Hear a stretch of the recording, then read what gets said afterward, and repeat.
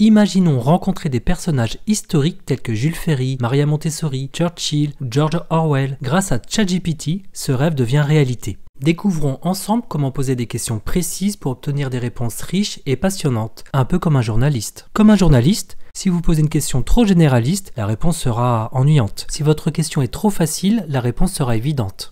Mais en posant des questions précises, le personnage historique apportera des réponses riches et passionnantes. C'est parti pour un voyage passionnant à travers le temps avec Jules Ferry. Bonjour Jules Ferry. Vous étiez ministre de l'Instruction publique et l'auteur de la loi sur l'instruction gratuite et obligatoire. En quelques mots, quel regard portez-vous sur le monde de l'éducation aujourd'hui ? Le monde de l'éducation a connu de nombreux changements depuis mon époque. Malgré cela, l'idée fondamentale d'une instruction gratuite et obligatoire pour tous reste importante pour garantir l'égalité des chances. Cependant, il y a encore des défis à relever pour améliorer la qualité de l'enseignement et renforcer l'égalité des chances. La crise du recrutement des enseignants se poursuit.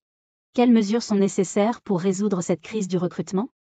Pour résoudre la crise du recrutement des enseignants, je suggère d'offrir des salaires plus compétitifs pour attirer et retenir les enseignants.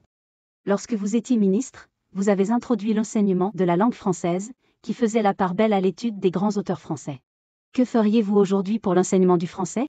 Quelles seraient les priorités ? Ma priorité serait de continuer à valoriser la langue française, tout en incluant des approches plus modernes et diversifiées. Cela pourrait inclure l'étude des grands auteurs français ainsi que l'enseignement de nouvelles formes de la langue, telles que les médias sociaux et les nouvelles technologies.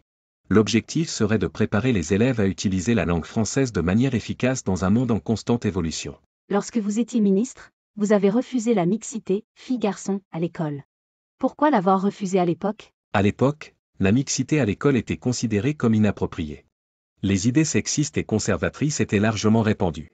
Les filles et les garçons devaient suivre des voies éducatives et professionnelles différentes.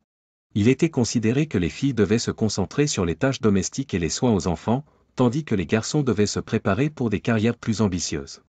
Le Jules Ferry de 2023 pourrait-il convaincre le Jules Ferry de 1880 que la mixité est non seulement appropriée mais également fondamentale ? Je pourrais expliquer au Jules Ferry de 1880 que la mixité est une question de justice sociale. Je pourrais montrer comment l'enseignement mixte peut aider à briser les stéréotypes de genre et à promouvoir une société plus équitable.